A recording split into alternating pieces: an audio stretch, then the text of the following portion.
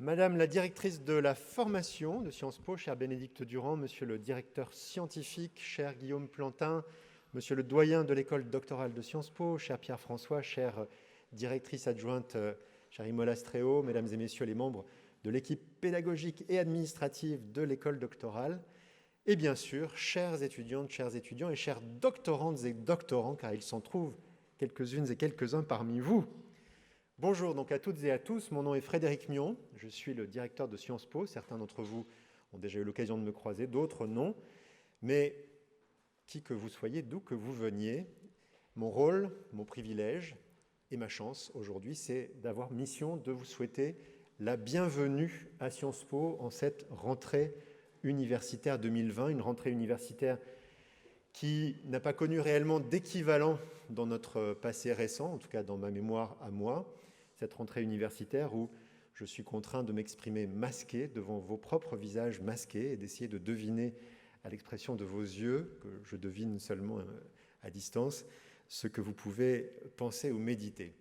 Ces conditions sanitaires, nous les connaissons, elles nous sont dictées donc par une situation qui nous devient familière, celle de la pandémie, et nous allons les observer avec beaucoup de soin et de scrupules tout au long de ce semestre, et je vous suis très reconnaissant d'accepter de vous plier à ces règles qui permettent le bon fonctionnement de notre institution et le bon déroulement des missions qui sont les siennes. Bienvenue donc à vous, chères étudiantes et étudiants, qui rejoignez l'école doctorale en première année de master. Bienvenue à vous, chers doctorantes et doctorants, qui démarrez votre parcours de recherche doctorale chez nous. Parmi vous se réunissent des populations un peu différentes, celles qui sont issues du collège universitaire de Sciences Po et qui donc connaissent bien cette institution, mais même les élèves issus du collège n'ont pas nécessairement une grande familiarité avec le campus de Paris, puisque certains ont effectué leur parcours de premier cycle dans l'un de nos très beaux campus en région.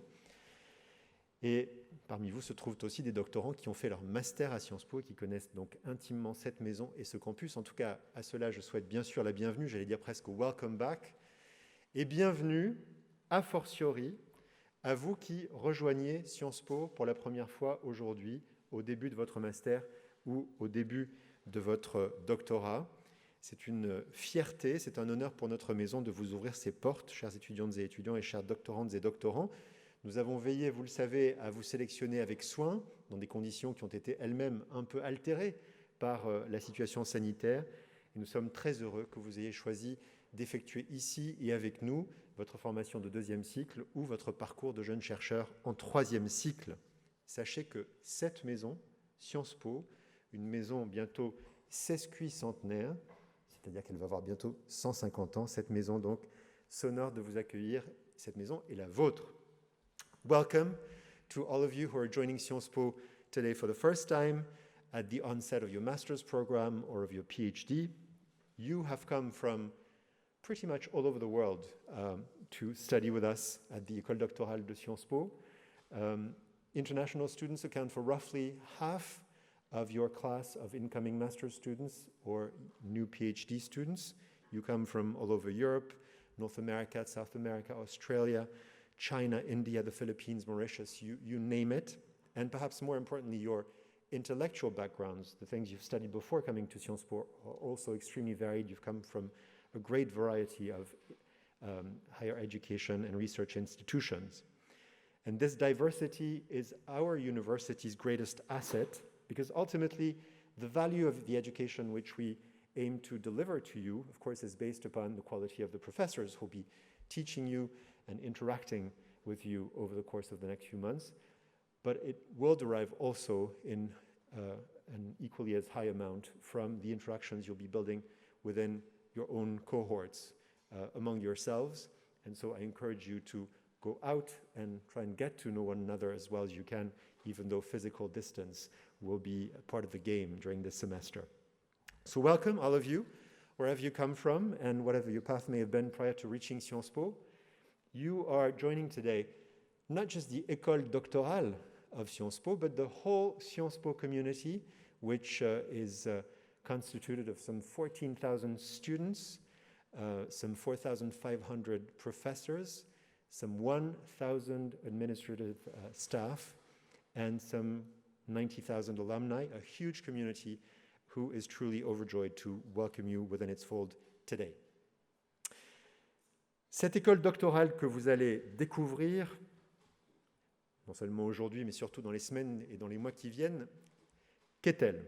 Et quelle est-elle? D'abord, il faut dire, à tout seigneur, tout honneur, que c'est la plus ancienne des écoles de Sciences Po, puisque dans une forme qu'on pourrait qualifier de préhistorique, elle a commencé son existence en 1993, et dans sa forme actuelle, elle s'est constituée au tout début des années 2000.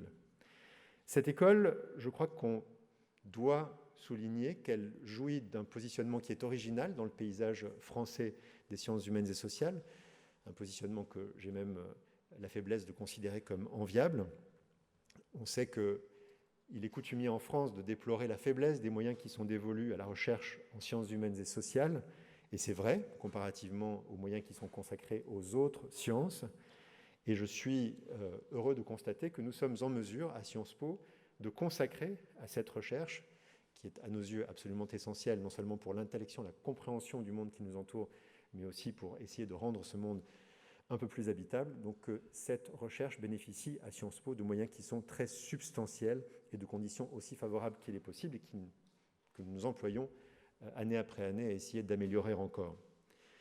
Sciences Po, vous le savez, depuis sa création, a toujours consacré son effort de recherche à ces seules disciplines qu'on appelle donc les sciences humaines et sociales. Ça signifie que les sciences exactes, les sciences dures, sont certes parfois présentes à Sciences Po, mais pas comme des champs disciplinaires comme on explore, mais plutôt comme des outils qu'on mobilise au service des sciences humaines et sociales. À l'intérieur de ce champ des sciences humaines et sociales, notre maison a toujours entendu privilégier le dialogue entre les disciplines. C'est vrai dans la formation, celles et ceux qui ont effectué déjà chez nous leur parcours de premier cycle ou de master le savent, mais c'est vrai également dans notre recherche, avec un effort continu en ce sens, particulièrement accentué depuis que notre directeur scientifique Guillaume Plantin a lancé des initiatives pluridisciplinaires dont il pourra vous dire un mot tout à l'heure. Le dialogue entre les disciplines nous semble donc une composante absolument déterminante de ce qu'est la recherche à Sciences Po. Le champ des disciplines lui-même, dans cet univers des sciences humaines et sociales, s'est étendu au fil du temps avec l'adjonction du droit et de l'économie aux matières originelles qui étaient la science politique, la sociologie et l'histoire. Donc notre école s'est développée sur le plan des contenus explorés, mais je le disais également sur sa capacité à faire dialoguer les disciplines entre elles.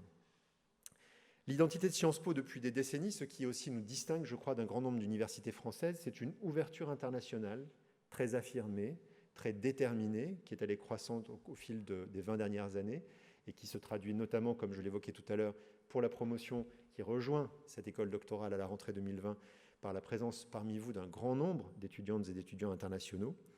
Et cet ancrage international, il se traduit aussi par des coopérations en recherche qui s'étendent sur tous les continents et dont vous apprendrez à connaître la richesse au fil du temps. Sciences Po, c'est aussi bien sûr une quête continue de l'excellence qui se traduit en particulier dans les travaux que vous mènerez à l'école doctorale par une exigence méthodologique extrême. Ce n'est pas forcément la partie la plus riante de la formation, monsieur le doyen, mais c'est celle qui permet ensuite toutes les audaces et tous les travaux les plus passionnants.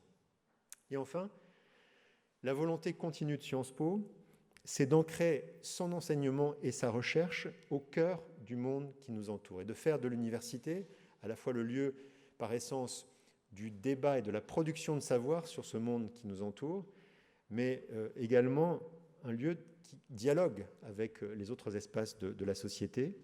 Le monde qui nous entoure, nous le savons, est toujours plus violent, toujours plus fracturé, toujours plus malade.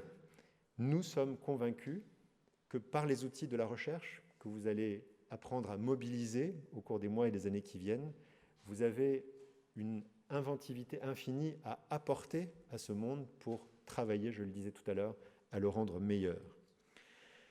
Cela nécessite aussi de tisser des liens étroits entre la recherche et l'enseignement, et sans cela aussi, je le sais, votre doyen Pierre-François nous dira quelques-unes de ses convictions tout à l'heure.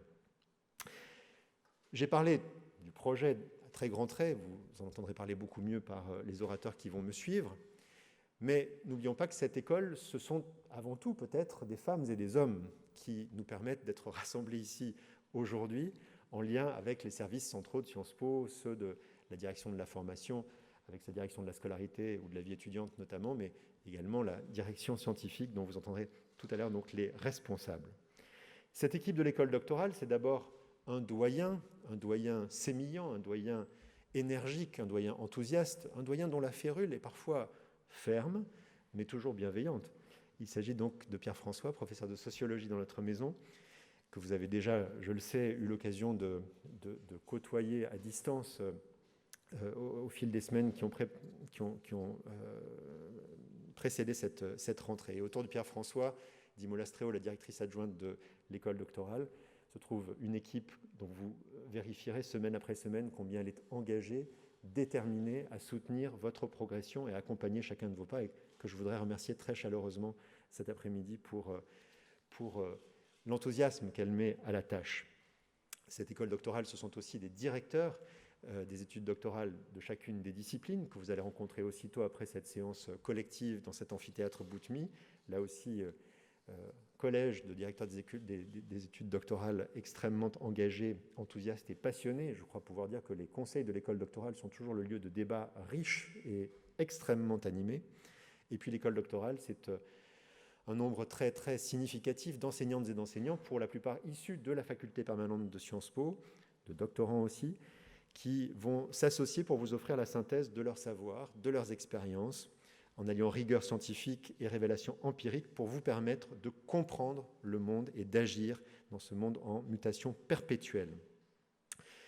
Voilà, à très grands traits, ce qu'on peut dire en cette rentrée de l'école qui vous accueille, mesdames et messieurs, chers étudiantes et étudiants et doctorantes et doctorants. Je voudrais pour conclure, et je crois en cela jouer mon rôle de directeur de Sciences Po, vous rappeler que si donc vous entamez votre parcours à l'école doctorale, vous ne devez jamais oublier que vous êtes élève de cette institution plus vaste que l'école doctorale qui est Sciences Po. Cela signifie que vous allez trouver dans le cadre de votre scolarité et en dehors du cadre strictement académique 1000 occasions de participer à des activités, qu'elles soient strictement scolaires, au travers d'enseignements qui sont communs à toutes les écoles, enseignement de langue, enseignement de formation commune, certains enseignements électifs, ou au travers d'activités extra-académiques, de participer donc à des moments qui vous réuniront avec des étudiantes et étudiants des autres écoles de notre maison. Je vous engage à tirer le meilleur de toutes ces occasions qui vous seront offertes. La vie sur nos campus, même en temps de Covid, est une vie extrêmement riche et vous aurez beaucoup à en retirer et à en apprendre. Vous allez être amené à rencontrer dans vos travaux de jeunes futurs chercheurs ou de jeunes chercheurs, des gens du monde de l'administration, de l'entreprise, des arts, de la culture. Tous ces gens sont présents aussi en germe parmi les étudiants que vous côtoierez sur les bancs de cette maison. Donc n'hésitez pas déjà à aller à leur rencontre alors qu'ils sont encore en formation. Ce sera du temps gagné pour la suite. Il me reste à vous dire à nouveau le plaisir qui est le mien de me voir offrir cette possibilité de vous trouver physiquement réunis dans un espace qui est rarement d'ailleurs occupé par l'école doctorale, parce que les effectifs de cette école, quand on n'est pas obligé de se mettre à distance les uns des autres, ne justifient pas nécessairement qu'on mobilise les plus grands amphithéâtres. Donc ma joie de vous voir rassemblés cet après-midi, fût-ce dans cette situation masquée. Il me reste surtout à vous souhaiter une très belle rentrée, une très belle et féconde année universitaire et un très beau parcours dans notre maison. Merci beaucoup à toutes et à tous. Bonne année.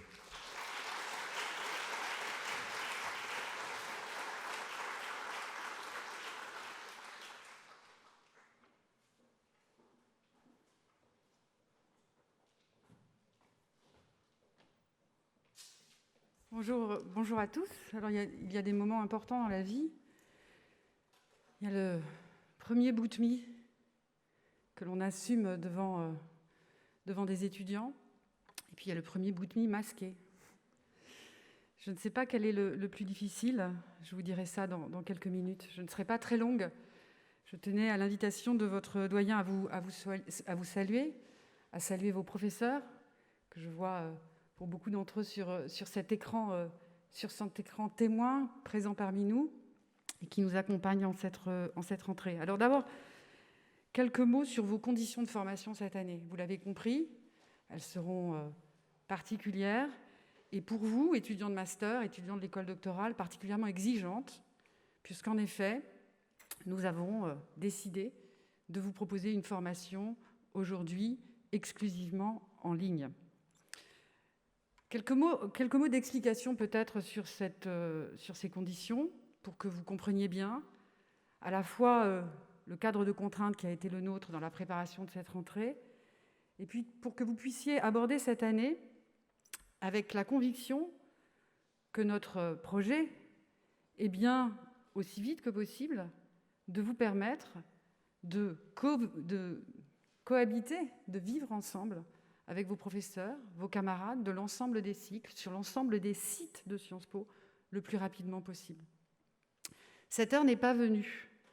Cette heure n'est pas venue, et il est vrai que nous avons demandé à nos étudiants les plus experts de faire l'effort le plus grand de mise à distance.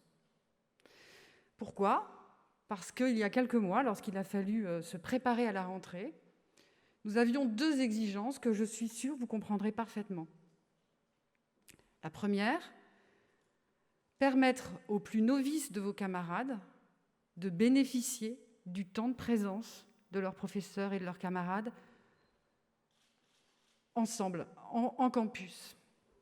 Et lorsque l'on a à diviser par 3 les capacités d'accueil, puisque ça a été la contrainte qui nous a été fixée, cela suppose bien entendu de faire basculer une grande partie de l'offre de formation en ligne, mais aussi de faire des choix de présence pour l'ensemble des cohortes. Donc nous avons fait le choix de privilégier les plus jeunes de nos étudiants, et nous avons fait le choix de garantir à tous des moments de rencontre, et vous partagez ce moment de rencontre initiale. En faisant cela, effectivement, nous avons projeté une grande partie de nos étudiants de master en particulier à distance. À distance ne veut pas dire dans une forme de sous-formation, puisque parallèlement, nous avons mobilisé, grâce à la détermination du directeur, du secrétaire général, des moyens considérables pour que cette mise à distance se fasse de manière qualitative. La deuxième préoccupation, la deuxième motivation de cet enseignement majoritairement en distance, c'était notre souhait, qui là aussi est tout à fait naturel et très important pour nous tous, et pour vous aussi qui êtes présents en campus, qui était celle d'assurer à vos camarades internationaux qui ne peuvent pas rejoindre nos campus une offre de formation qui soit équitable, qui soit la même que celle que vous recevrez, et qui puisse être disponible pour tous les temps présentiels, eux étant à distance et un certain nombre de leurs camarades étant en présentiel. Cette contrainte-là pose évidemment pour 20% de notre cohorte, je vous le rappelle, ça n'est pas du tout négligeable, et je crois que pour l'école doctorale, c'est davantage, exige des organisations de planning, des équipements de salles qui doivent être stabilisés de façon suffisamment pérenne pour permettre à l'université que nous sommes, de 14 000 étudiants, de se mettre en route dans cette situation absolument inédite et dont nous concevons absolument l'énorme contrainte. Donc cette contrainte, encore une fois, nous savons qu'elle est forte. Vos professeurs nous accompagnent, font aussi cet effort de vous enseigner à distance et pour autant d'inventer de nouvelles façons de le faire, pour autant de se montrer créatifs dans la construction des supports qui sont ceux dont ils ont besoin pour enseigner de façon la plus intense possible. Parce qu'au fond, c'est ça l'enjeu de cette mise à distance. C'est comment garder une relation pédagogique forte, vivante, honnête, réciproque, malgré la distance. Et nous savons que c'est difficile. Nous savons que c'est difficile. Sachez en tout cas que l'ensemble de nos équipes est mobilisé pour que cela se passe bien. L'ensemble de nos équipes est mobilisé pour que, dès que les conditions sanitaires nous le permettent, nous puissions effectivement revenir à des modes de communication plus normaux. Alors, ces conditions de formation exceptionnelles, elles ne doivent pas cacher finalement l'essentiel. Et l'essentiel, c'est que vous avez choisi une formation à la recherche et une formation par la recherche. Alors, on ne va pas se laisser gagner par la morosité ambiante, parce que ce choix est réjouissant.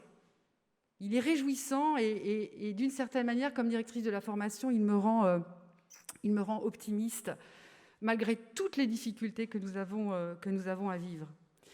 Il est réjouissant parce qu'il montre qu'un certain nombre d'étudiantes et d'étudiants ont le goût de l'audace et ont le goût du risque. Si vous me le permettez, commencer des études doctorales, des études de recherche, c'est sacrément gonflé dans le monde d'aujourd'hui.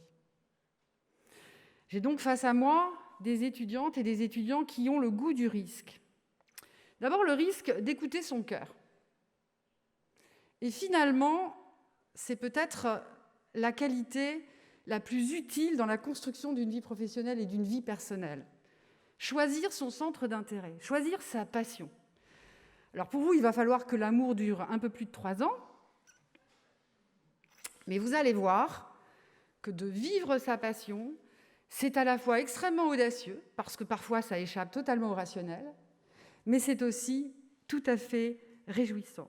Deuxième risque que vous prenez, celui-là plus exigeant, c'est celui d'un travail continu, ardu, qui va vous emmener sur des chemins inconnus, qui va vous demander parfois de faire des allers-retours, des retours en arrière, qui va vous faire constater des impasses, sans que vous ne sachiez véritablement où ce chemin vous mène toujours.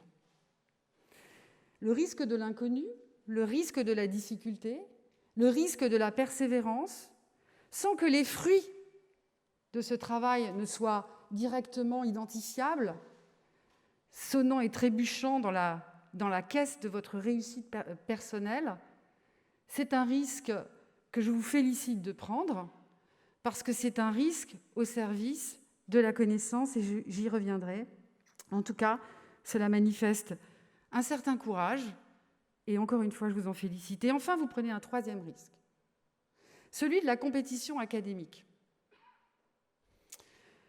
qui est, je ne vous le cache pas, une des plus acharnées qui soit, une des plus difficiles, qui va vous emmener au meilleur de vous-même. En tout cas, c'est ce que je vous souhaite le plus profondément. Ce risque-là, ce triple risque, prenez-le en imaginant et en étant convaincu que c'est un pari gagnant. C'est un pari gagnant parce que ça va vous donner également beaucoup de joie, beaucoup de bonheur, beaucoup de satisfaction tout au long de votre parcours. Encore une fois, si difficile soit-il, vous verrez, vous trouverez à travailler à la recherche, à travailler avec des chercheurs, énormément de satisfaction, énormément de construction aussi pour vous-même, dans les choix personnels et professionnels que vous aurez à faire dans un deuxième temps. Ces satisfactions, ces bienfaits de votre offre de formation, c'est évidemment la liberté, l'esprit critique, la capacité à débattre, le souhait du débat, c'est évidemment la possibilité de poser sa pierre dans la construction des murs de la connaissance, et là aussi dans ce monde de fake news, de postures, de débats vite bouclés à la vitesse des informations délivrées sur les chaînes d'infos en continu, vous êtes des résistants de la connaissance.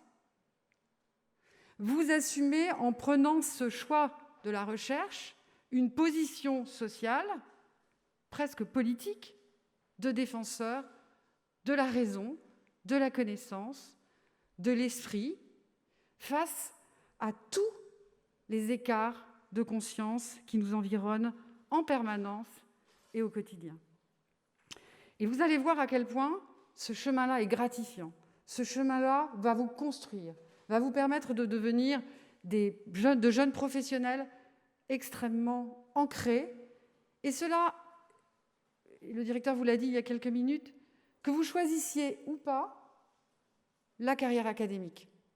La carrière académique est une des carrières qui vous est ouverte. Nous allons vous accompagner sur ce chemin aussi longtemps qu'elle vous intéressera. Mais dites-vous bien que les associations, les entreprises, les services publics ont besoin de docteurs. Elles ont besoin, toutes ces organisations humaines, d'expertise, de rigueur et de liberté. Vous en êtes les porteurs, vous en tenez la promesse, soyez-en lui fidèles et je vous souhaite à mon tour une très très belle année universitaire. Je vous remercie de votre attention. Merci à tous.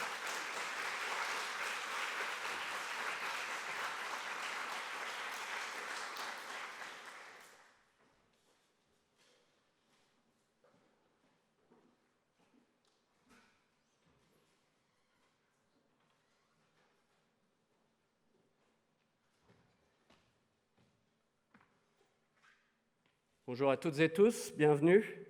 Mon masque, comme les vôtres, comme votre répartition un peu étrange à Boutmy, nous rappelle tous que, dans Boutmy, nous rappelle à toutes et tous que nous vivons une crise sanitaire sans précédent, qui est un événement mondial, qui est candidat pour être un événement historique.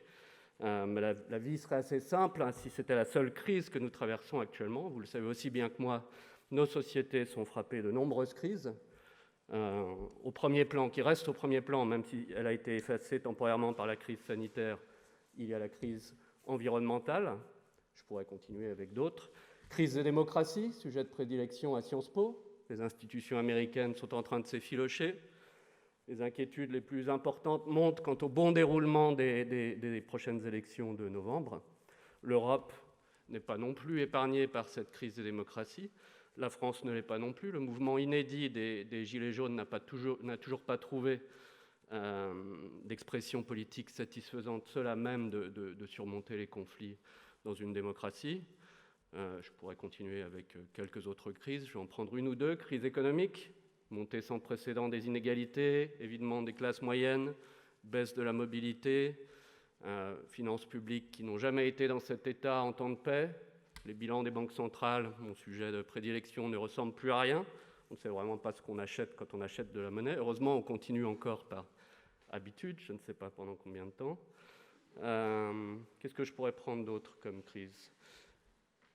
La crise des libertés académiques, un sujet qui nous est particulièrement cher à nous tous ici. D'abord, la floraison de régimes illibéraux met directement à risque les chercheurs. Être chercheur en sciences sociales est plus dangereux maintenant que ça ne l'a jamais été depuis la Deuxième Guerre mondiale. Nous en payons très, très chèrement le prix à Sciences Po. Je voudrais rappeler que notre collègue Farida Adelra est emprisonnée en Iran depuis juin 2019. Et même dans les pays dans lesquels la liberté académique n'est pas menacée par les États ou les gouvernements, au sein même des universités, il y a une crise du débat académique. Les universités ont été créées il y a quelques centaines d'années pour organiser des débats fondés sur l'évidence empirique, construits et apaisés sur les sujets importants. On voit pour l'instant, surtout dans les grandes universités américaines, mais le mouvement s'étend de plus en plus, qu'il est de plus en plus difficile d'organiser ce genre de débat sur un nombre de sujets fondamentaux. Je vais m'arrêter, je crois que j'en suis à 4 ou 5 crises. Vous demandez un peu quel est le discours de bienvenue de cet économiste rabat-joie. Mais en fait, là où je voulais en venir, c'est que pour vous, c'est une excellente nouvelle. Je pense que vous arrivez à une époque historiquement idéale pour vous exposer à la recherche en sciences sociales. D'habitude, je suis toujours d'accord avec Bénédicte, mais là, j'ai un petit point de désaccord. Elle vous a dit que c'était gonflé de faire de la recherche en sciences sociales. Au contraire, qu'est-ce que vous voulez faire d'autre maintenant que d'essayer de réfléchir au fond, au fonctionnement de nos sociétés pour essayer de les améliorer? C'est un peu tout ce qui nous reste. Et je vous envie quand je compare votre situation à la mienne, par exemple. Moi, j'ai débuté mes études supérieures dans les années 90, 1990. Donc, la plupart d'entre vous n'étaient pas nés, mais vous savez que c'était peu après l'effondrement de l'URSS. Le système social, comme on disait pendant la guerre froide, qui paraissait devoir s'imposer partout, la démocratie libérale et le capitalisme, même sous plusieurs formes, paraissait un horizon inéluctable. Certains observateurs, pas les plus avisés, parlaient de fin de l'histoire. Ce n'était pas une période idéale pour faire de la recherche en sciences sociales. Quand quelque chose paraît marcher en pratique, paraît fonctionner en pratique, ça n'intéresse personne si vous arrivez et si vous dites « je vais vous prouver que ça marche aussi en théorie ». Donc je vous envie, en conclusion de ce bref discours de bienvenue. Je pense que c'est vraiment un moment idéal pour faire de la recherche en sciences sociales, prendre du recul, et contribuer à l'amélioration de nos sociétés qui en ont bien besoin. Et non seulement c'est le moment idéal pour faire de la recherche en sciences sociales, mais vous êtes aussi à l'endroit idéal, comme Frédéric et Bénédicte l'ont tous les deux rappelé. Les deux caractéristiques de la recherche à Sciences Po, c'est la recherche appliquée et l'interdisciplinarité. Lorsque je dois expliquer à l'extérieur ce qu'est la recherche à Sciences Po en 2 mots, ce sont les 2 mots que j'utilise. En fait, j'utilise appliqué parce que tout le monde comprend, mais je préférais dire applicable. C'est vraiment ce qui nous caractérise. Appliqué, ça peut donner l'impression fausse que la théorie, la philosophie nous rebutent un peu, et rien ne serait moins exact, surtout lorsque les défis auxquels nous sommes confrontés sont aussi massifs. Prendre du recul et convoquer les savoirs les plus fondamentaux paraît évident. Mais notre recherche est certainement applicable, au sens où l'ensemble de mes collègues vise par ces travaux à irriguer le plus rapidement possible le débat public, les politiques publiques, la prise de décision. L'interdisciplinarité, Frédéric l'a rappelé, est vraiment dans l'ADN de Sciences Po. En tant que directeur scientifique, j'ai d'ailleurs soutenu et développé de nombreuses initiatives, toutes liées peu ou prou aux crises que j'ai mentionnées, ou à d'autres, comme la crise des migrants par exemple. Et j'ai à cœur de faire en sorte que les étudiants de l'école doctorale, les doctorants en particulier, soient associés le plus tôt possible à ces initiatives. Voilà, donc je voulais, malgré ce début peu encourageant, je voulais en conclusion vous dire que vous avez beaucoup de chance, vous arrivez dans un monde et dans un endroit idéal pour vous exposer à la recherche en sciences sociales. Donc bienvenue.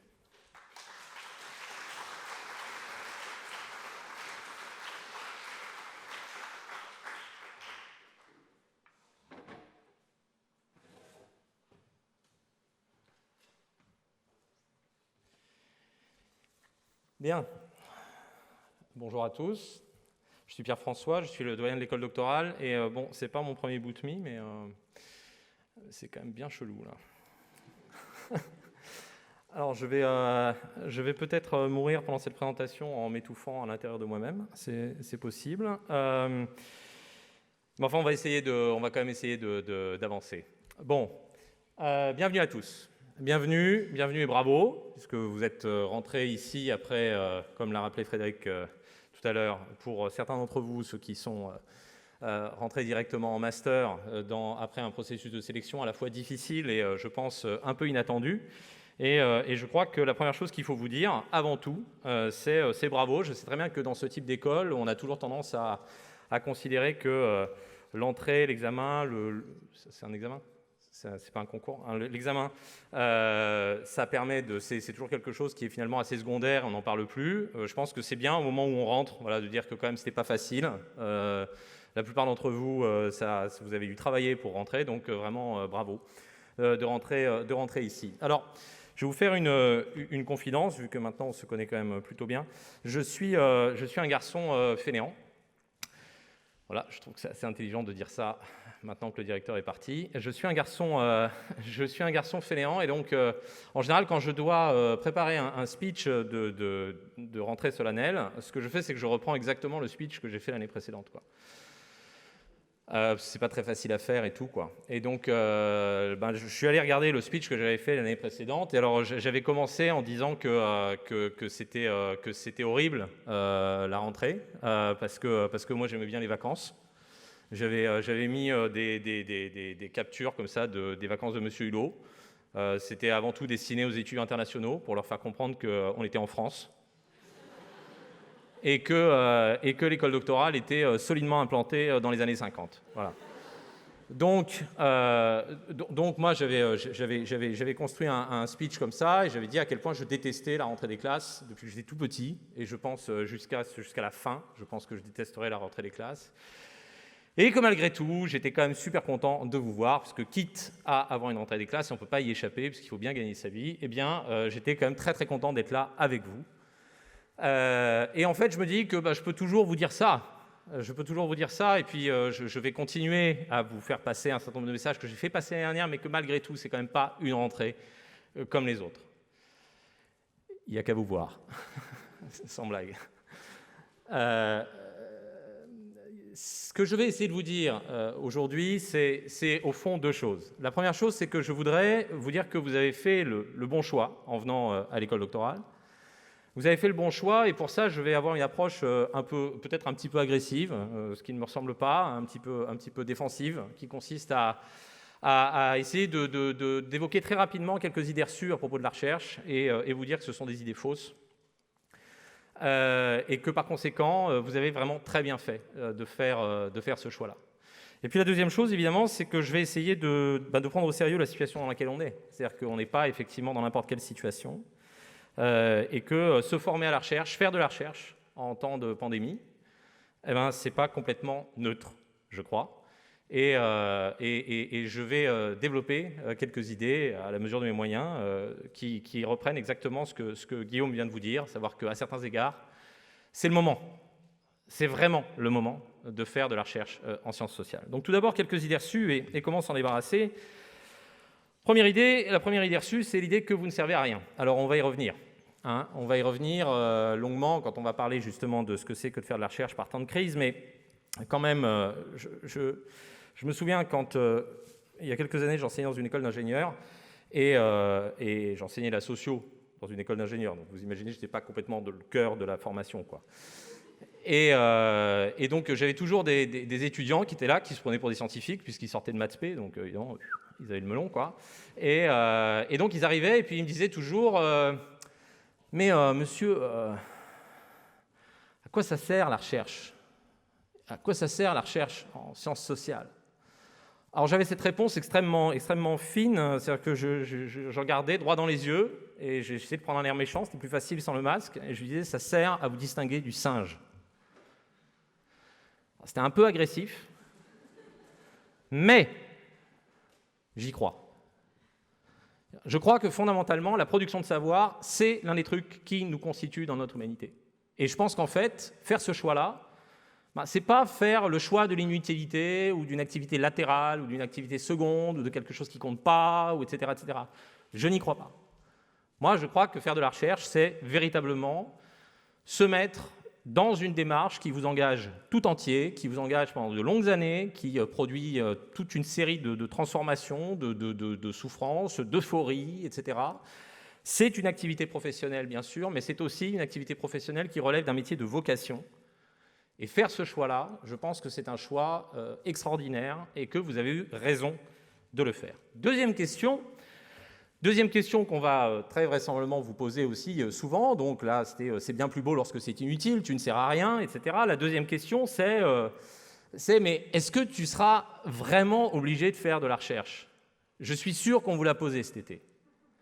Je suis sûr que cet été vous êtes tombé sur un oncle un peu lourd ou une tante peut-être un petit peu avinée qui vous a dit « Ah mais tu rentres à Sciences Po, c'est super, à l'école doctorale ». Mais pourquoi? Dis donc, en plus tes parents, ils vont payer vachement cher.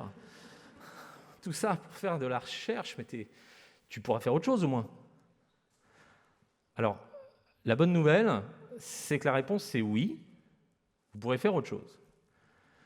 Et la bonne nouvelle, c'est que vous pourrez aussi faire de la recherche. Et que faire de la recherche, ce n'est pas nécessairement un pis-aller. Je veux dire, on vous attend, comme l'a dit Bénédicte, on vous attend et on vous attend ailleurs. On vous attend ailleurs, c'est-à-dire qu'on a besoin de chercheurs et on en a besoin partout. Et je pense en particulier à ceux d'entre vous qui ont envie, à un moment, de passer les frontières hexagonales. La production des élites, dans la plupart des pays du monde, elle passe par le doctorat. En France, on a un dispositif qui a sa logique, qui a toute son économie interne et qui n'est pas forcément un dispositif inepte, par ailleurs, mais qui ne passe pas par le doctorat. Mais il faut bien que vous ayez conscience du fait que dans beaucoup de pays, en fait, on attend des docteurs. Et même en France, puisque la France ouvre un peu ses portes, eh bien, on a de plus en plus besoin de docteurs dans de plus en plus d'endroits. Donc oui, bien sûr, vous pourrez aller ailleurs, mais vous pourrez aussi aller faire de la recherche. Et là encore, le choix de faire de la recherche, ça n'est pas un pis-aller. Troisième idée reçue, c'est super dur. Alors ça, c'est vrai. Ça, c'est vrai, vous allez souffrir. La formation à la recherche, c'est une formation super exigeante. On va rentrer dans le détail un petit peu tout à l'heure. Ça va être, je crois qu'on peut le dire, particulièrement exigeant cette année. j'espère ce semestre, mais bon, vous êtes tous comme moi, hein, on n'en sait rien, on ne sait rien à rien. Donc, je confirme effectivement que se former à la recherche, c'est acquérir des techniques de méthode, c'est se frotter à des textes qui sont des textes très exigeants, c'est produire des textes qui, eux aussi, doivent être très exigeants. Et donc, oui, moi, je n'ai pas peur de le dire, je pense que la formation que vous avez choisie est une formation qui est particulièrement ardue, et vous avez, si vous n'en avez pas conscience, eh bien, prenez-en conscience parce que effectivement, vous allez avoir mal aux jambes. Dernière idée. Alors, ça, c'est l'idée de tu vas jamais gagner ta vie, d'accord ? Alors ça aussi, c'est quelque chose qu'on vous a sans doute dit. Ah oui, tu veux faire de la recherche, très bien, tu vas jamais gagner ta vie. Alors, ça dessine deux horizons finalement. Il y a un premier horizon qui est l'idée que la figure du chercheur, au fond, ça serait la figure un peu romantique du poète appauvri, miséreux. Hein, vous voyez cette peinture allemande célèbre là, Der arme Dichter, qui représente la bohème, quoi. Voilà. Donc vous auriez fait le choix de la bohème, ou alors variante. En fait, vous êtes rentier. Et dans tous les cas de figure, vous n'avez pas besoin d'argent. C'est-à-dire que dans tous les cas de figure, vous pouvez vous passer d'une rémunération. Là encore, c'est faux. Nous avons des données sur le devenir de nos docteurs, sur le devenir de nos masterants, et qui montrent que non, pas du tout. Vous n'avez pas fait le choix de la misère. Vous pourrez tout à fait avoir une vie décente en travaillant comme chercheur ou en sortant de l'école doctorale. Les performances d'insertion professionnelle à la sortie des masters sont excellentes. Et le placement de nos doctorants sur le marché académique ou hors du marché académique est lui aussi tout à fait excellent.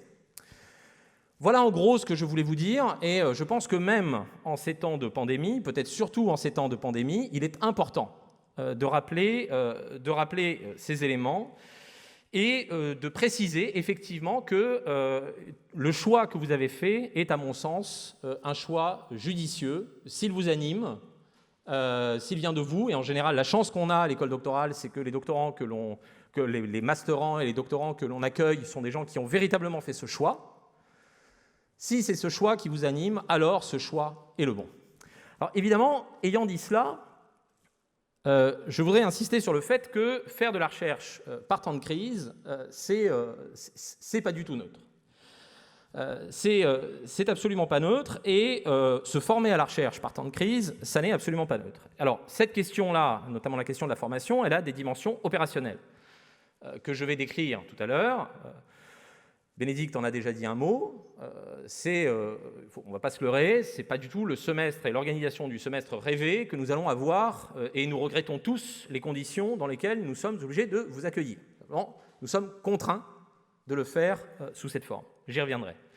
Ce que je voudrais faire maintenant, c'est essayer de souligner quelques dimensions peut-être plus fondamentales qui contribuent à rendre la recherche en sciences sociales, dans une période comme la nôtre, particulièrement urgente.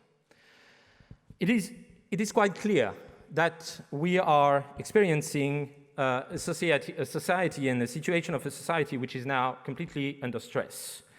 And if it is the case, it is because the disease, when it strikes on this scale and with this kind of consequences, is what Marcel Mauss used to call a total social fact, which is a notion which is rather complicated to handle, but the intuition that it covers makes really sense here. Marcel Mauss writes in L'essai sur le don a total social fact sets in motion the whole society and its institutions. Elle met en branle, un fait social total met en branle la société dans son ensemble ainsi que ses institutions. What we saw during the COVID crisis since March, we witnessed an abundance of proposals and initiatives to try to analyze in real time the crisis that we were experiencing. And this is especially the case here in Sciences Po, where no less than 2 books will be released this fall to analyze the COVID crisis. La gestion du Covid-19 en France, une crise organisationnelle, which is written by a set of researchers of my own lab, the Centre de sociologie des organisations, in particular Olivier Boraz, Henri Bergeron, and Patrick Castel. And there is also another book, Le Monde d'aujourd'hui, directed by Guillaume, by Marc Lazare, and by Xavier Rago. And of course, it's very easy when you have this kind of publications and this kind of analysis to say, well, okay, this is pure opportunism. Okay, I want to be the first to shoot.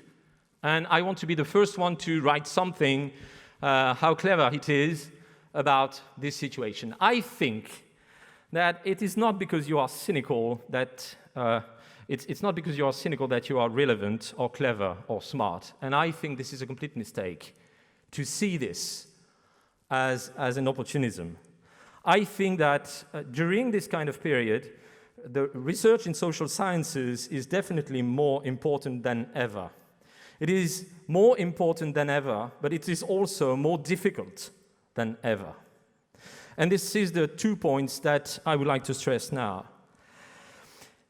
It is more important than ever because, and here I will just try to stress a series of very, very trivial points, but I really want to stress them.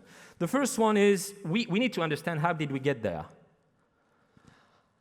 How did we get there? And the idea, of course, is to say, to rely on one of the things that is one of the key gestures of social sciences, that is to say, well, it's not because of nature, it's because of society. This is something that we do very, very, very often, okay? When we try to understand why did you succeed very well at school, some people, including in the engineering school where I was teaching, that they were there because they were, genetically superior and that they are specially gifted to get this kind of success. And we know, as social scientists, that it is, of course, not the case, that there are a bunch of social mechanisms that put you on a trail that finally give you the opportunity to get into this or that position. And of course, you are gifted, and of course you are talented, and of course you work a lot to get into this kind of positions, but there are lots of social mechanisms that drive you there. So it's not nature, it's society. And here again, this is very much what we are living.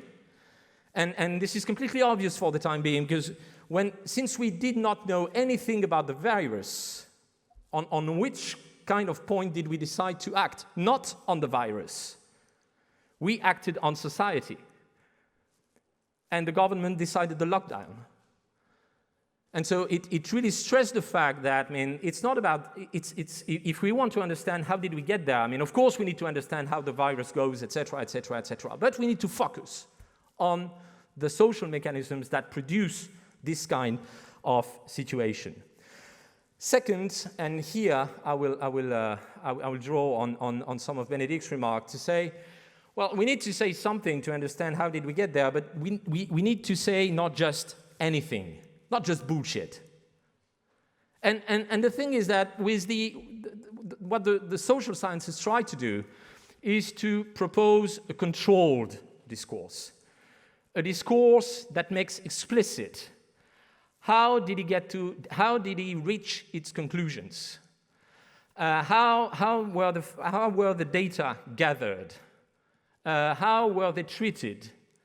What are the implicit of the kind of questions, theoretical, political questions that we raise?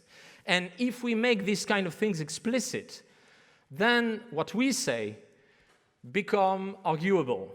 We can control it. And the people who hear it can control it. And of course, in a way, this is completely trivial to say that. But think about it. It's become very rare to have this kind of discourse.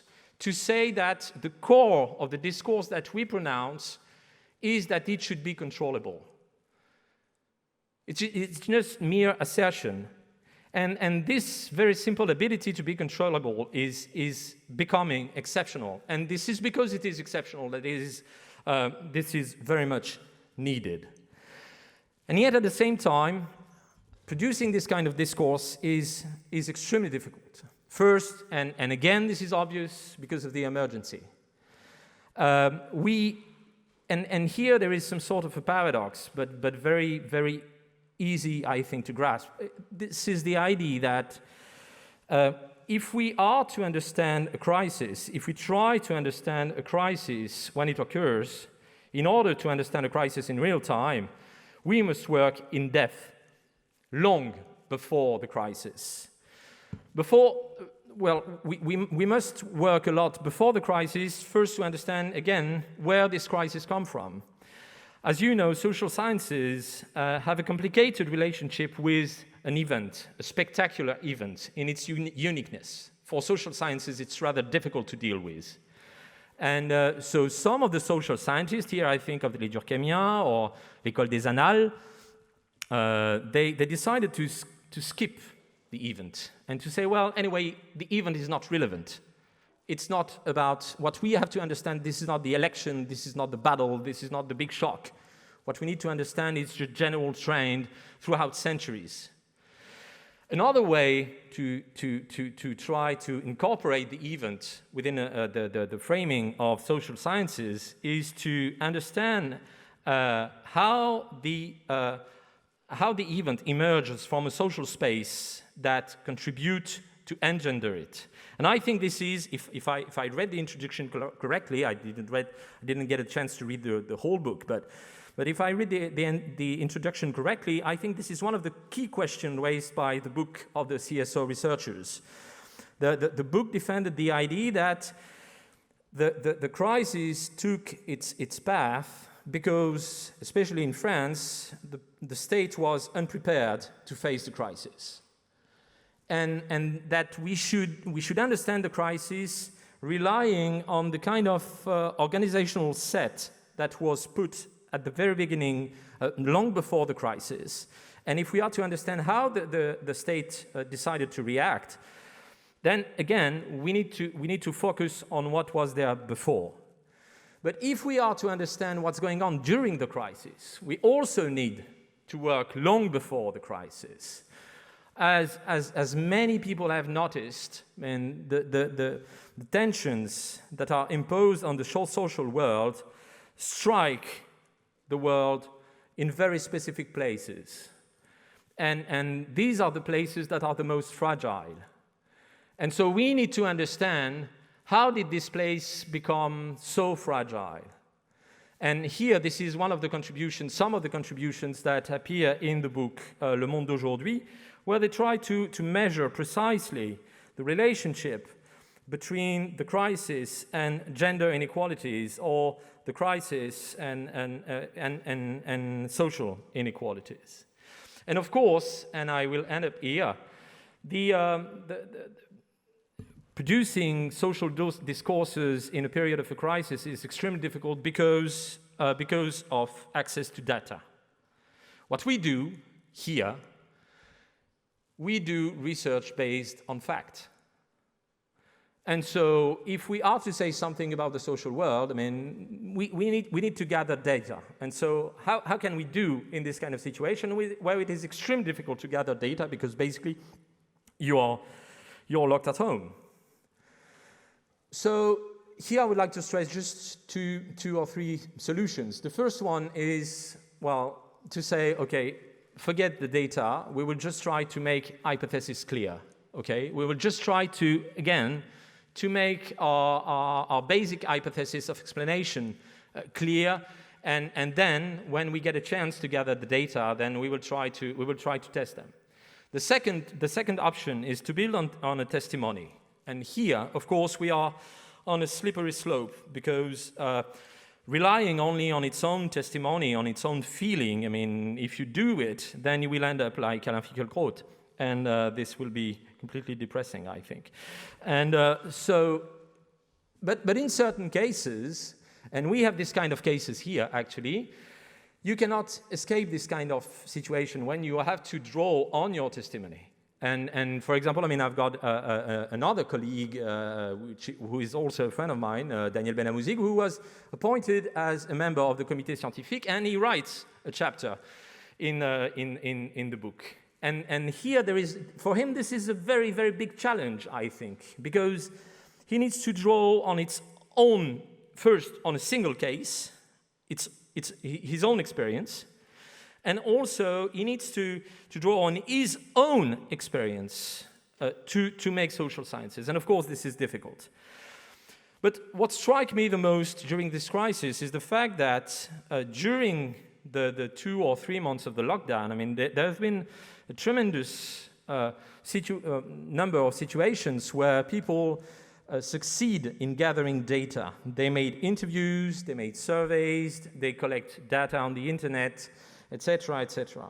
And it is surprising to say to what extent it was the case. And in a way, you can say that this kind of methodological imagination and methodological invention is in some way the result of the constraint.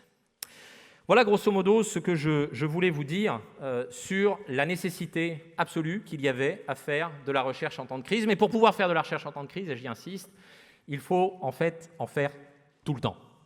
Alors vous me direz, c'est bien pratique, quand on est chercheur, comme ça, on a justifié son existence pour toute la vie. Ouais, absolument. Et j'assume complètement ça. Je voudrais maintenant en venir à des questions qui sont des questions peut-être plus concrètes et qui renvoient à la manière dont vous allez être formé et où vous allez être formé dans les mois qui viennent. Alors, tout d'abord, quand on parle de l'école doctorale, on parle de quoi ? Eh bien, on parle de l'une des 7 écoles, je ne sais jamais s'il y en a 7 ou 8, 7 écoles de Sciences Po. Et l'école doctorale, c'est une école qui a la particularité, parmi les 7 écoles de Sciences Po, de délivrer des diplômes de master et de délivrer des diplômes de doctorat. Et donc, vous voyez comment nous nous insérons ici dans l'architecture générale de l'offre de formation de Sciences Po. Et comme l'a dit Frédéric tout à l'heure, vous êtes des étudiants de plein droit, de plein exercice de cette institution, et vous êtes membre simplement de l'une de ces écoles, avec la possibilité privilégiée de pouvoir, si vous le souhaitez, et si nous estimons que c'est une bonne idée pour vous, de pouvoir continuer en doctorat. Les masters à l'intérieur de l'école doctorale sont organisés sur une base qui est une base disciplinaire. Vous avez un master en économie, un master en histoire, un master en sociologie. Il y a à l'intérieur de l'école de droit un parcours d'initiation ou d'introduction à la recherche que les juristes ont appelé, avec un sens de l'ironie qui les honore, le pire. Et il y a évidemment un master de sciences politiques qui est distribué entre différentes majeures. L'organisation est une organisation disciplinaire parce que le monde de la recherche est un monde qui est organisé sur une base disciplinaire et que nous pensons que le master, ce sont 2 années qui doivent vous amener aux frontières de la production de la recherche. Et que le faire dans une organisation qui serait une organisation dès le départ pluridisciplinaire nous rendrait moins efficaces. Et donc on commence par vous former disciplinairement. On vous donne beaucoup d'opportunités de pouvoir, dès le master, mais de manière un peu latérale, minoritaire, etc., aller travailler avec d'autres disciplines. Et ensuite, vous êtes armé, vous maîtrisez votre discipline, et vous avez la possibilité de rentrer dans un dialogue interdisciplinaire fécond et contrôlé. Ces masters sont des masters disciplinaires, ils sont dotés d'une grande autonomie, mais ils reposent malgré tout sur un certain nombre de principes qui sont des principes partagés. Premier principe, c'est le pluralisme. Les masters dans lesquels vous allez rentrer ne sont pas des masters dans lesquels on va vous enseigner une catéchèse théorique, une approche théorique particulière, une seule méthode, un seul type de littérature.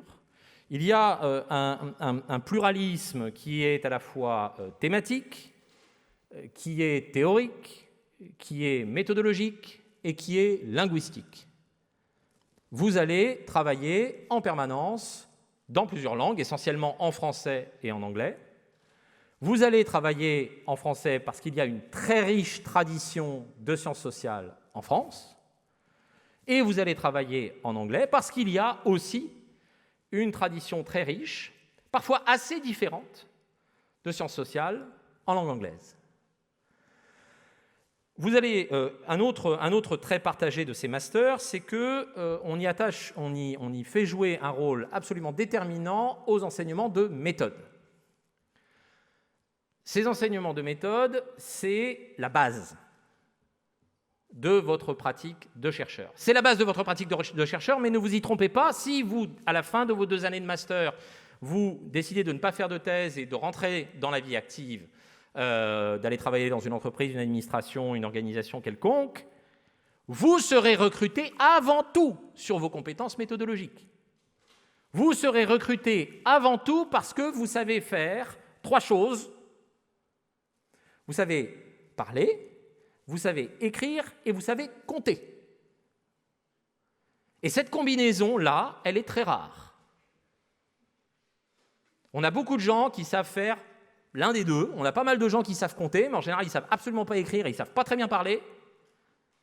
En l'occurrence, à la sortie de l'école doctorale, vous saurez faire ces 3 choses-là. Donc, moi, j'insiste sur le fait, et vous allez avoir énormément d'enseignements de méthodologie, qui sont des enseignements très appliqués. Donc, on va vous faire des travaux sur des bases de données. On va vous faire des travaux on va vous envoyer faire des entretiens. Vous allez devoir constituer des échantillons. Vous allez devoir retranscrire des entretiens. Vous allez devoir les traiter. Vous allez devoir aller faire des observations, etc., etc. C'est la base de votre apprentissage. Vous avez par ailleurs un 3e principe qui est très important dans tous ces masters, c'est que vous allez devoir produire des travaux de recherche. L'essentiel de vos évaluations, qui varient très sensiblement d'un master à l'autre, d'un cours à l'autre, mais la logique malgré tout derrière, c'est que on est là pour vous évaluer sur des travaux qui sont des travaux de chercheurs. Alors au début, ça sera des bouts de travaux de chercheurs. Donc on va vous demander des papers de 10, 15 pages, qui permettent de faire un état de la littérature, qui permettent de construire une problématique. Puis la première fois, vous n'allez pas y arriver, la deuxième fois, vous n'allez pas y arriver, la troisième fois, vous allez y arriver, etc. etc. Bon. Et on vous évalue sur des exercices qui sont des exercices qui sont proches de ce que seront plus tard vos activités de recherche. Enfin, dernier principe, dans votre évaluation, sur les 2 ans, le mémoire joue un rôle absolument central. Là encore, vous êtes en train d'acquérir des compétences vous êtes en train d'apprendre un métier. Et pour savoir si vous maîtrisez le métier, c'est un peu comme dans les images d'Épinal, on va vous demander de faire un chef-d'œuvre. Il y a une logique de compagnonnage dans la formation à la recherche, une logique artisanale que j'assume totalement, que je revendique même, qui est qu'on va vous demander de faire quelque chose. Et il faut que ce que vous allez produire, il faut que ça soit pas trop bancal, un peu intelligent et le plus solide possible. Et c'est là-dessus, avant tout, que vous serez évalué. Voilà ce que sont les principes partagés. Il faut malheureusement cette année rajouter un dernier principe, qui est que, je ne sais pas si vous avez remarqué, on est en situation de pandémie. Donc, il faut s'adapter à la situation sanitaire. Alors concrètement, Bénédicte l'a dit tout à l'heure, les enseignements seront des enseignements en ligne. Vous allez avoir une formation qui est une formation en ligne pour 2 raisons essentielles. 1, parce que, comme l'a dit Bénédicte, la priorité a été donnée pour la distribution des salles et l'allocation de la rareté. Elle a dit, l'espace a été subitement divisé par 3. Et il fallait du coup allouer une ressource qui était devenue particulièrement rare. Et dans l'allocation de la rareté, le choix qui a été fait a été de donner la priorité aux plus jeunes. La deuxième raison, c'est que, d'après les informations dont nous disposons, on a fait des sondages aussi précis que possible, enfin des enquêtes aussi précises que possible auprès des étudiants, 50% des étudiants de l'école doctorale, à peu près, ne sont pas à Paris. Beaucoup sont à l'étranger, d'autres sont restés en région, mais on a la moitié de nos étudiants qui ne sont pas là. Donc la question, c'est comment peut-on leur dispenser des cours qui soient des cours de qualité, aussi bien qu'à vous, alors qu'ils ne sont pas là. Donc le choix qui a été fait a été de basculer les enseignements en ligne. C'est un choix, je crois pouvoir le dire, qui ne réjouit absolument personne. Moi, j'ai enseigné tout le dernier semestre sur Zoom et c'était pas rigolo, voilà. Mais nous n'avons malheureusement pas la possibilité de faire autrement pour les raisons que je viens de vous donner. Alors, cela dit, nous souhaitons malgré tout donner la possibilité, vous donner la possibilité, à vous en particulier qui êtes sur Paris, d'avoir des rencontres régulières avec vos enseignants. Alors, vous aurez des rencontres régulières en face à face, puisque le choix d'avoir des petits effectifs à l'école doctorale, c'est notamment motivé par le fait que nous souhaitons que vous puissiez avoir un encadrement extrêmement personnalisé. Donc vous aurez évidemment la possibilité de rencontrer des enseignants-chercheurs, autant que vous le souhaitez. Et nous sommes en train de travailler, on va finir par y arriver, à obtenir un certain nombre de créneaux horaires dans des salles qui permettront de vous réunir en petits groupes, plusieurs fois par semaine, et l'allocation de ces salles sera organisée par les masters eux-mêmes. Mais, là encore, ça ne change rien à ce que je disais tout à l'heure. Ces moments de rencontre qui sont des moments privilégiés ne viendront pas se substituer aux situations d'enseignement qui seront des situations d'enseignement en ligne. Je dis un mot du doctorat malgré tout, puisque un certain nombre d'entre vous vous posez la question de savoir vais-je poursuivre en doctorat, etc.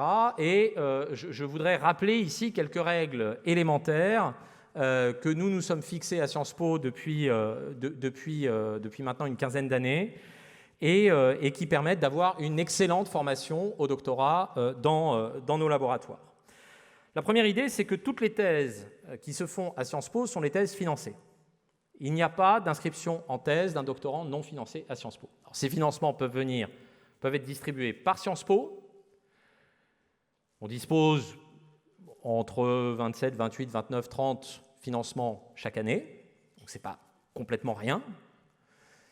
Et ça repose notamment sur un investissement très, très important effectué chaque année par la Fondation nationale des sciences politiques. Et il y a par ailleurs, chaque année, là aussi, une trentaine de gens qui s'inscrivent en thèse et qui disposent d'un financement qui vient de l'extérieur, qui n'a pas été distribué par Sciences Po. Ce qui est important, c'est qu'on considère que la thèse, c'est une activité qui est une activité professionnelle, au sens où c'est une activité qui est une activité exclusive de toute autre activité, et c'est une activité qui est rémunérée. Donc on ne fait pas à Sciences Po, il y a d'autres endroits où on peut les faire, mais on ne fait pas à Sciences Po une thèse en ayant un job à côté. À Sciences Po, on ne vous prendra pas dans ces conditions-là, parce qu'on estime que pour vous permettre de réaliser vos thèses, une thèse c'est difficile, c'est long, et si vous devez faire une thèse dans de bonnes conditions, alors dans ces cas-là, il faut vous donner les moyens de travailler effectivement. Et vous donner les moyens de travailler, c'est avant tout vous donner du temps, donc vous permettre, vous obliger à avoir un financement qu'éventuellement on vous donne. Deuxième principe sur les thèses, l'encadrement des doctorants est un encadrement collectif. Alors évidemment, vous avez toujours un ou deux directeurs de thèse. Toujours, ça va de soi. Mais il existe dans les laboratoires toute une série de dispositifs qui permettent de vous suivre collectivement et qui permettent d'enrichir votre parcours de thèse, d'enrichir les compétences que vous allez acquérir et vous êtes inséré, complètement intégré dans un collectif, puisque quand vous rentrez en thèse à Sciences Po, vous devenez partie intégrante des laboratoires et des équipes de recherche d'excellent niveau de Sciences Po, qui vous accueillent, qui vous prennent en charge, qui vous suivent, qui vous forment. Troisième principe, une thèse, ce n'est pas seulement la production d'un parallélépipède rectangle de 2,5 kg, écrit petit, avec plein de notes de bas de page. C'est ça une thèse, bien sûr, et c'est très important. Mais une thèse, c'est aussi toute une série d'expériences, de savoir-faire qu'il faut acquérir. Par conséquent, quand vous êtes en thèse, on vous incite et on vous aide, y compris évidemment académiquement et financièrement, à partir faire des colloques, à aller faire des workshops. Donc les colloques, les workshops, c'est les espèces de colloques qui servent à quelque chose, quoi. En gros, c'est les trucs dans lesquels on est réunis à 20, 25, et puis on discute les papiers que tout le monde a lus. Donc c'est moins rigolo que les colloques, mais c'est souvent plus utile. Et on vous donne la possibilité d'aller dans plein de workshops, On vous incite également et on vous aide à écrire des articles. Puisqu'à la fin d'une thèse, il faut, pour que la thèse soit compétitive sur le marché du travail, il faut que vous ayez, en plus de votre thèse, 1, 2, parfois 3 articles publiés dans d'excellentes revues. Et vos camarades y parviennent tous, ou quasiment tous. On a fait le bilan des publications des doctorants il y a à peu près 1 an, et c'est absolument stupéfiant de voir à la fois la quantité de la production et la qualité de la production des docteurs et des doctorants de Sciences Po. 4e point, dans cette expérience professionnelle, dans cette formation que vous allez acquérir, on va vous inciter très fortement à enseigner. Pourquoi ? Parce que c'est nécessaire, là encore, pour pouvoir vous placer sur le marché académique. Alors certains d'entre vous disent en général au départ non mais moi j'ai pas envie d'aller sur le marché académique, donc je ne veux pas enseigner. Ok, on est en République, tu fais ce que tu veux. Et puis parfois au bout de 2 ans, le type quand même il se prend au jeu, quand même, non en fait c'est bien et tout, et Coco, mais là t'as pas enseigné. C'est ennuyeux, donc maintenant il faut rattraper le temps perdu. Donc nous, personne n'oblige bien sûr, mais on vous conseille quand même pendant 1 an ou 2 au moins d'avoir une expérience d'enseignement qui vous permettent de toucher un petit peu du doigt ce que c'est que cette relation pédagogique très particulière. On vous donne des opportunités pour enseigner à Sciences Po, on a besoin de vous, les doctorants de Sciences Po sont très très appréciés. Et puis, souvent, en fin de thèse, on vous incite à aller enseigner un petit peu ailleurs pour que vous ne soyez pas trop exclusivement estampillé Sciences Po. Dernier principe, on va vous donner beaucoup d'incitations pour partir à l'étranger. Où que vous trouviez un job, que ce soit en France ou à l'étranger, quand vous êtes universitaire, en général, vous avez des difficultés. C'est plus compliqué pour partir. Alors, les chercheurs de Sciences Po, pour eux, ils ont plein d'opportunités, c'est chouette. Mais quand vous êtes maître de conf dans une université en région, c'est souvent beaucoup plus compliqué de partir.